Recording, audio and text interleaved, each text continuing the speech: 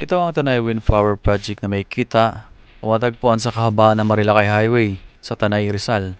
Ang Tanay Wind Power Project ay may kabuuang pondo na 11.5 million pesos.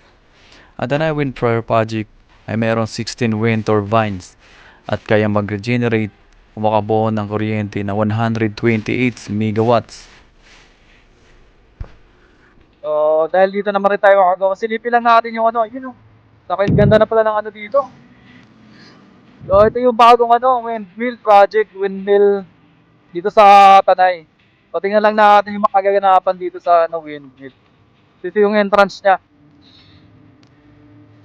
Silipin lang natin kung ano na ano.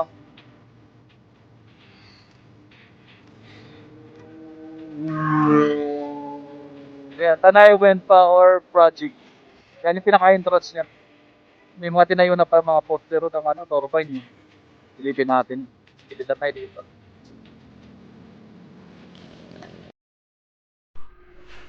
So ito na yung entrance niya mga goma. Dun sa naunang video natin, malaki na pinagbago nito ngayon. Kasi nung mga nagdaang taon, halos na rin, 6 months nakalipas. Wala pa gaano dito poste. Tsaka rough road pa yung kalsada. Ngayon simentado na sa nakita natin. Kasi yung unang ginagawa na dito gumawa muna sila ng daanan o yung kalsada. Paakyat dyan sa bundok na yan. So ngayon, nung napapansin natin, meron na mga poste yan. Yung mga poste na yan. Yan yung nadagdag. Yun. Tsaka meron na rito yung tinayong poste ng turbine. May isa na.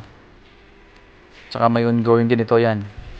Panibago pa yung pangalawa yan na turbine na itatayo dito. So meron tong kabuuan na 16 wind turbines mga goma.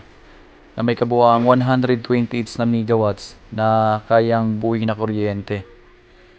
So bawat turbine kayang mag-generate ng kuryente na 8 megawatts bawat turbine. So malaki na yung pinagbago nito. At saka dagdag attraction to sa sa Tanay Rizal dito sa parts na Marilaki Highway. So kung napapansin niyo yung mga may pose ng kuryente, yan may linya na. Papunta yun dun sa may part ng bago magmanukan. Meron doong substation. Kung saan yung mga na-generate na kuryente, nakukulit ng kuryente, doon dadalhin bago i-distribute. Ayan. So sa unang video natin, wala pa yung mga yan. Hindi pa ginagawa pa lang yan. So ngayon okay na, gawa na. So yan yung parts na yan, pa-Devil's Corner na yan dyan sa may kaliwa ng screen. Ito yung sa kabila papuntang ESC. Ito yung sa may unahan, yun yung parang substation. Yun sa may Manukan. Oh, thank you nga pala. Maraming salamat sa inyong mga panonood mga agama.